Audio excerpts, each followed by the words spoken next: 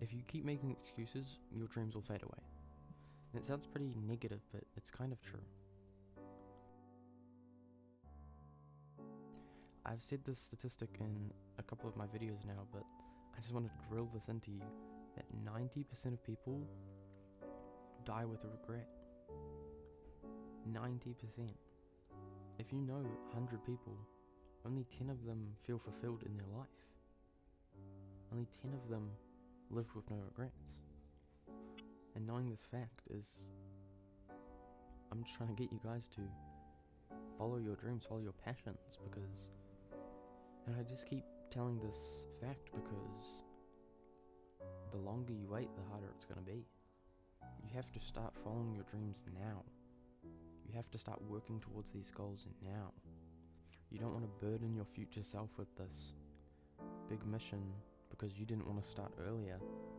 And if he follows what you did, then you're never going to follow your dreams and you're going to be in the 90%.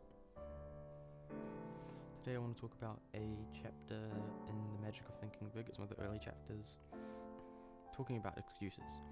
And he calls it the failure disease. And he goes over, 5 different examples of excuses that people use not to chase their dreams.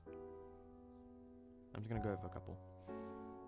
So the first one is that you have to be smart to succeed.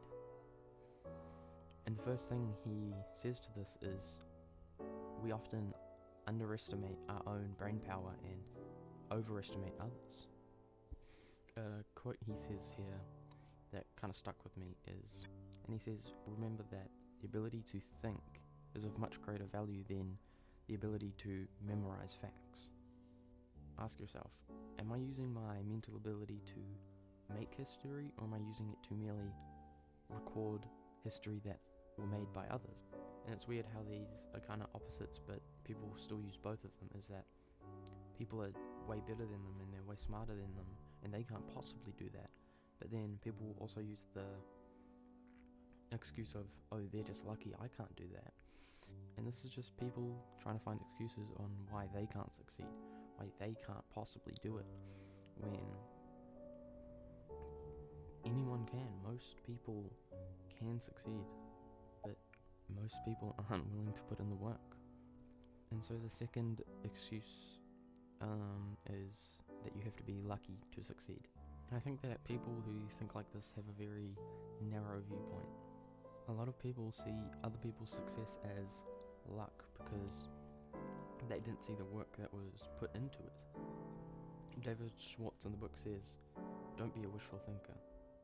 Don't waste mental energy on an effortless way to win success.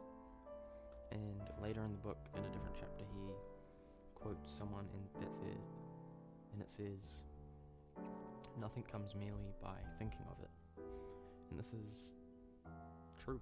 I mean, I do think that visualizations and manifestation can be good, but you have to pair this with the action of working towards your goals and your dreams, because you can't just be the person who is just going to wait for it to get handed to them. It's not going to happen. In this chapter, David Schwartz also talks about the excuse of age or of health, and if you want to read those, then I'd really suggest reading the book. It's a really good book. I've said it a million times. Just read it. Next thing I want to talk about is fear setting. This is something that Tim Ferriss talks about in the 4-Hour Work Week. It's basically just asking yourself these questions. I'll put them up on the screen. You can pause it if you want to read them. And you just ask yourself your questions about why you're not reaching for your goals. And I think if you're struggling to start doing something that you really want to do, just reread these questions and apply them to any situation. And from fear setting and going over these questions, you really just start to think, worse will happen if you don't do this. Worse things will happen if you don't follow your dreams. Worse things will happen if you become complacent and lazy, if you don't work towards your goals, if you don't have a mission. When you're on your deathbed and you're in the 90% having regrets of not following your dreams, not living the life that was true to you, That's the bad that can come out of this.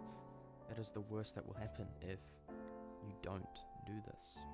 So yeah, that's basically it, guys. Just stop making excuses for why you can't do things. This is just the lizard brain trying to stop you from succeeding, trying to stop you from taking any risk possible, because there is risk in every single thing. There is risk in doing nothing.